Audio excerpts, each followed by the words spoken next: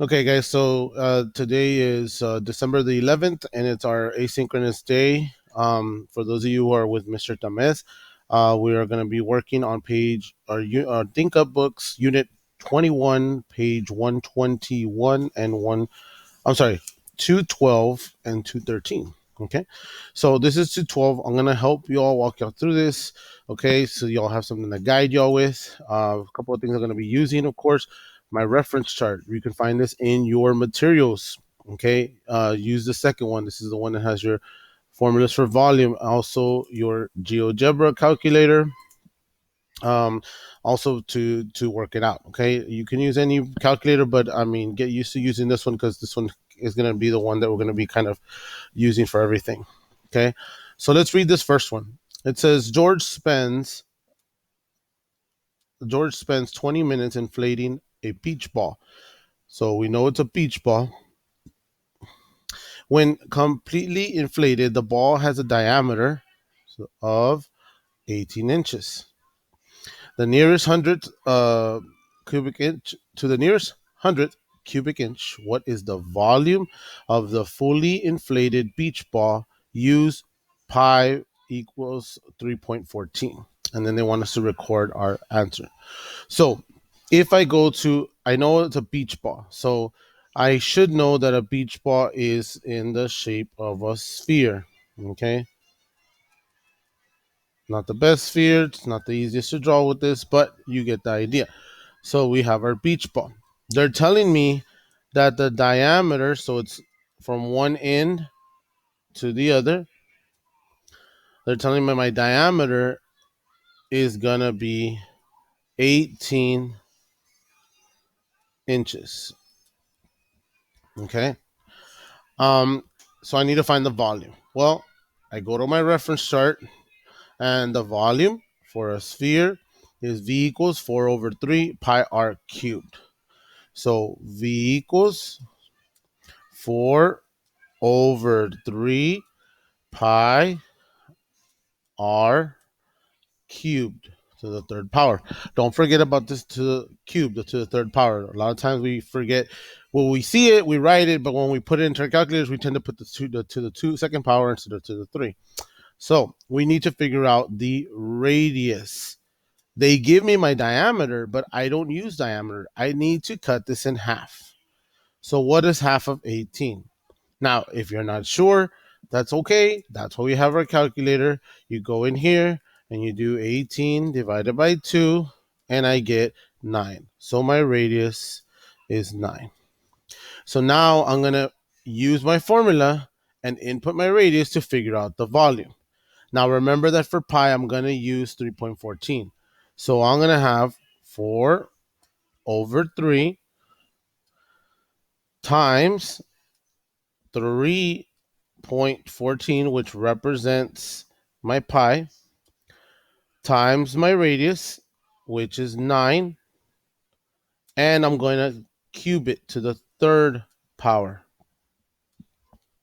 And so all I got to do is go in here, put it into my calculator. 4 divided by 3, arrow out, parentheses.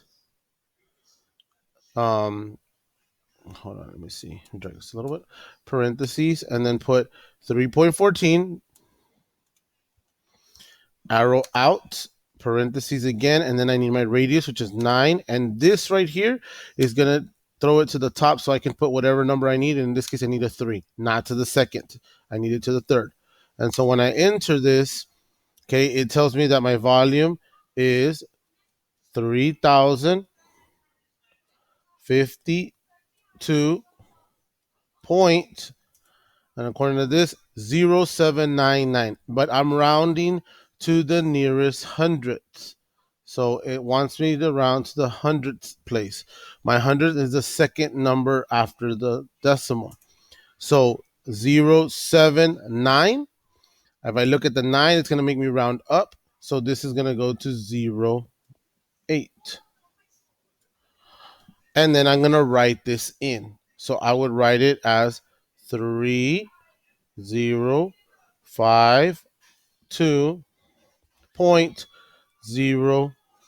8. And that's my total volume of my beach ball. Okay. So again, identifying what shape I'm going to be finding the volume of, identifying the formula I'm going to be using, which I'm going to get from my reference chart, and then identifying the radius and the diameter. Okay. So that's what I have to figure out. And that's what I'm going to do. All right. So let's go on to the next one. Let me clear this up. Um, and let's go to number 2. So on number 2, I obviously have 2 cones, right? But let's see what they say. Tim chooses a disposable cup of water cooler in his building. He narrows his selection of 2 brands with the dimensions shown in the diagram.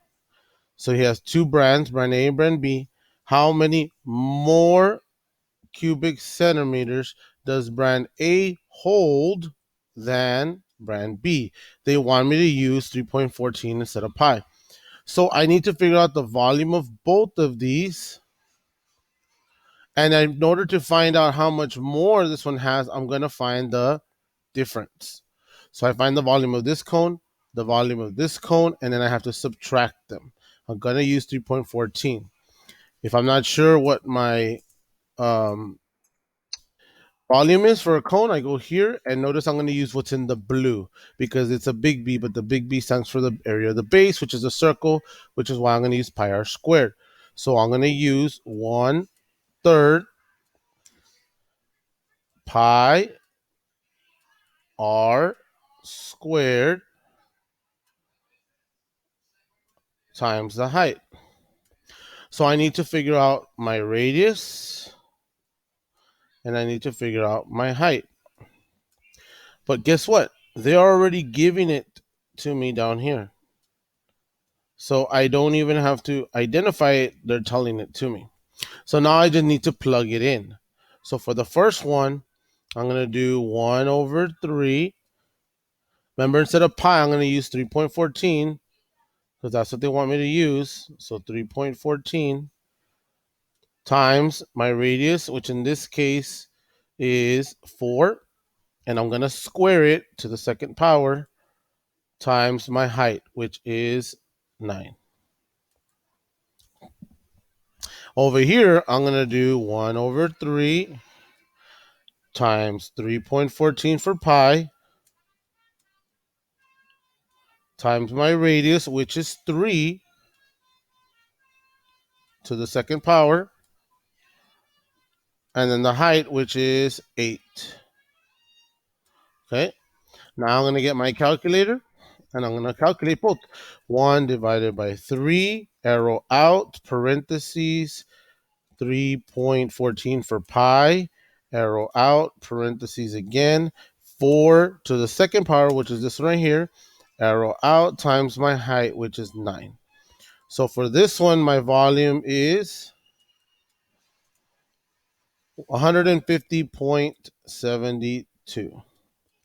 So 150.72 hundredths. Okay, now for the other one, same thing.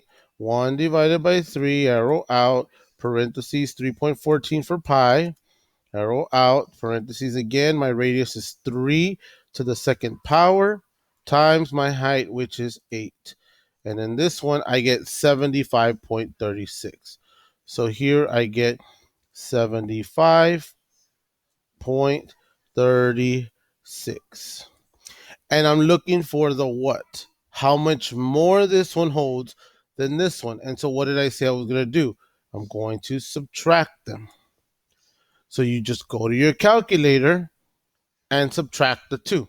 You subtract 150.72 minus 75.36 and you'll find your answer. Okay? You can do that on your own. That one's not too tough. Okay? All right. I'm going to go ahead and let's go to number 3. So let me clear this up. Let's go up to number 3. So number 3, I have a storage tank that has a height of 10 feet. So my height of 10 and a diameter of 6. The tank is half filled. That is a that is very important information because I need to know that this thing is half full. Okay, it's not all the way full. Approximately how much oil in cubic feet is there currently in the cylinder tank? So how much oil currently in the cylindrical tank? So I'm gonna have to figure out the volume, right? And the volume of a cylinder. So I go here, volume of a cylinder, B times H, which is pi r squared times the height. So V equals pi r squared times my height. So I need to find my radius and I need to find my height. Well, I can do this one of two ways. I can already know and say, well, I know it's halfway full, so I can cut my height in half and my diameter is going to stay the same, or my radius and diameter is going to be the same. Or I can figure out the volume of the entire thing and then divide it by two. Either way, you can't go wrong, whichever makes more sense to you, so long as you remember that it's half full and you need to get only half of the volume of what can fit in here. So my radius is not going to be 6, right? Because this is my diameter. So I got to cut that in half. What's half of 6? 3. Now I'm going to do the full volume, okay? But you can do it the other way as well. Whatever makes more sense to you. So you're going to throw in that height of 10. So now I'm going to plug in my answer. Now, in this case, they didn't say I have to use the 3.14. So with my calculator, I do have a pi symbol, so I'm going to stick to using the pi. Did anybody catch it? Did anybody catch it? Look at your answer choices. What do you notice about your answer choices? They all have a pi. So guess what? This is actually in terms of pi. So when I do in terms of pi, remember I don't have to include the pi. So instead, I'm going to just do my radius, which is 3 squared times my height, which is 10. So when I get my calculator out and I do 3 squared times 10, I get 90. So my volume is 90 pi because I did it in terms of pi because my answer choice is in terms of pi. Well, look, here's my answer. I hope y'all are telling me, no, Mr. Reese, we have to cut it in half. It's only half filled. So I need half of 90. Well, 90 divided by 2 is going to give me 45 pi because it's in terms of pi. So it's not A. Do not get confused with that. That's what volume is not hard. What makes it hard is the word problems because some of us don't read it very carefully or we don't take our time with it. But good job. Okay. And let's get to the last one of this page here. So number 4 right here is a plastic candy container as its dimensions are shown in the diagram. Which best shows the volume of the capacity of the candy container? Pi 22 over divided by 7. This is just another way of writing 3.14. They want us to use it like that. That's okay. That's fine. All right. We're gonna still have to figure this out. But this candy container has two different shapes. I have a cone up here and I have a cylinder. So remember, for a cone, it is 1/3 pi r squared times my height. And for volume, I'm sorry, for the cylinder, it's V equals pi r squared times my height. So I have two shapes. I got to find them both of them because they're telling me they want me to find the volume of the entire candy container. Okay. So in order to do that, I need to figure out my radius and my height. Well, for my cone, my radius is going to be what? Notice down here, it tells me that my diameter is 7. So I'm going to find half of that. Okay. I'm only going to get half of that. So when I get my calculator, I'm going to do 7 divided by 2, and I get 3.5. So my radius is going to be 3.5. Notice that they're both have the same base. So this one is also going to be a radius of 3.5. My height, however, of the cone is 6 because I'm looking at this. And my height for my cylinder is going to be 15. So hopefully you see where I got those two. Now I need to plug them in and figure out my volume of my cone, cylinder, and the volume of my cone. Okay. So I'm going to do here, I'm going to do 22 over 7 because remember they wanted me to use this instead of pi. So 22 over 7 times 3.5 squared times my height, which is 15. And then over here, I'm going to do 1 over 3 parentheses 22 over 7 times my radius, which is 3.5 squared times the height, which is 6. Okay, so let's go to that calculator and let me move it over here so we can see a little bit better.